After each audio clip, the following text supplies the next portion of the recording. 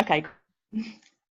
It's the 26th of March, and I'm Jan Carpenter, founder of Turnover New Leaf, and I'm here with Jenny Walker, who's experienced just two 45-minute havening sessions with myself a year ago as the havening techniques practitioner at the time.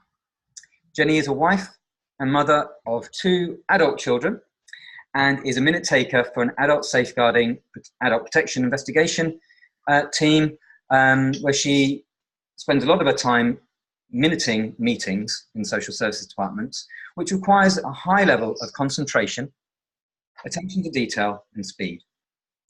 Hi, Jenny. Thanks very much for joining me today. Hi, Yang. Thanks for inviting me. It's nice to be here. You're very welcome. So the purpose of today's call is to find out about how the experience of havening back then went for you, and also the impact since. I first ask, can you please share briefly what the issues were at the time before you started the havening? Okay, at the time, it was very poor sleep. I would either spend hours trying to get to sleep, just tossing and turning and worrying just about everything, or I would get to sleep for maybe an hour or two and then wake up, and again, everything would go through my mind. I just couldn't relax, couldn't switch off, couldn't sleep, resulting in being very tired and lacking energy and everything that comes with lack of sleep. Also, issues with when my mum passed away 20 years ago, and I had some guilt issues around that. And in fact, I used to wake up, 2:40 was the time that she died. I used to do that for years, actually wake up, look at the clock for some reason, and then not be able to go to sleep. And thirdly, it was over worrying about my adult children who would go out on a Saturday night, and my heart used to sink when they used to say, I'm going out. And I realise now that's, they've got to go out and live their lives. And I would, in my mind, think, terrible things could happen, because, it is a bit of a dangerous world out there at times. And again, that would, and I would actually sometimes get up and pace about in the middle of the night, looking out the window. So that was really, the main issues for me. Yeah. And I can see, there's three things there that you could, you can see why you'd want to do something about those.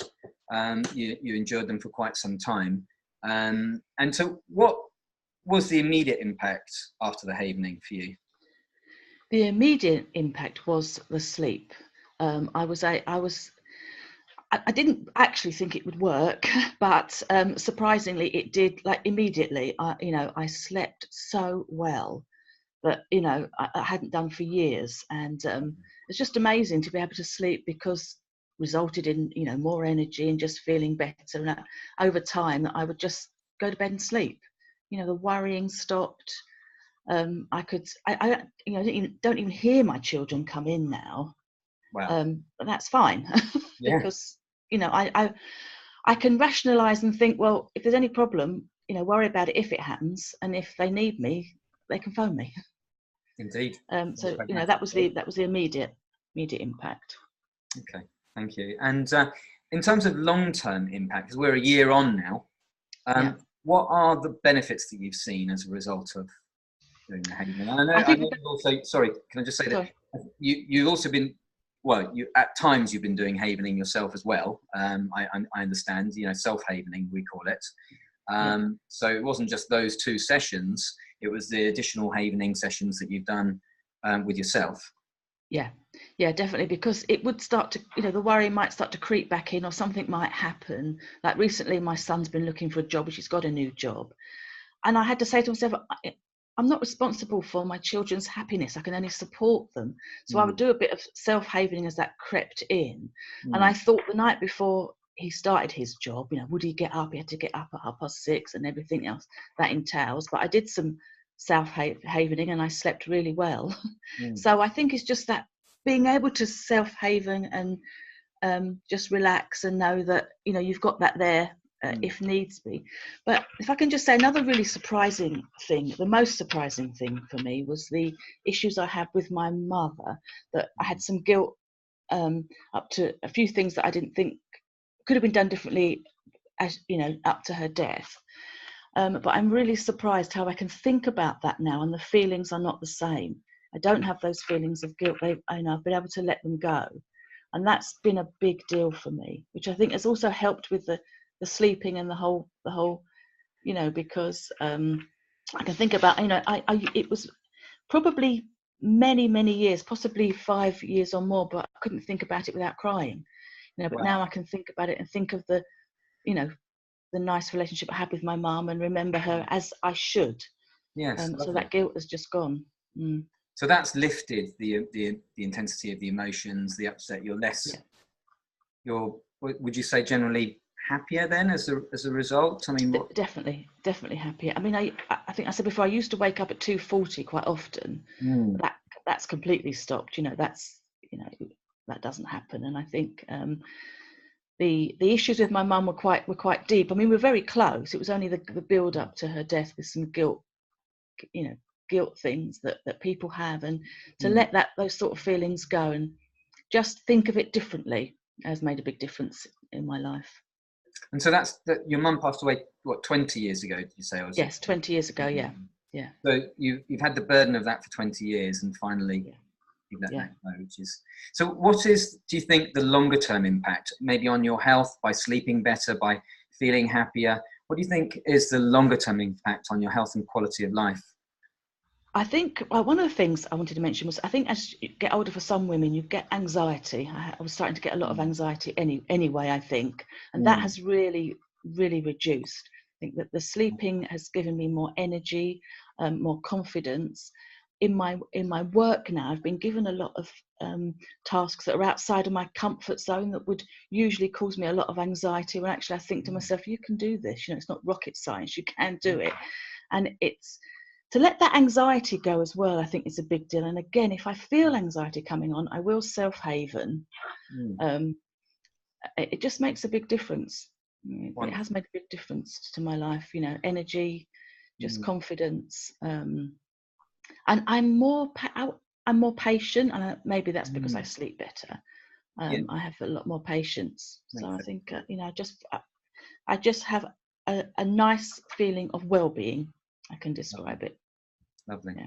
Well, that truly is wonderful. I mean, obviously, it's great for me to hear, not just because something that I was involved in, but also for you, the impact on your life, which has then had an impact on, of course, not just your life, but also your family's lives as well.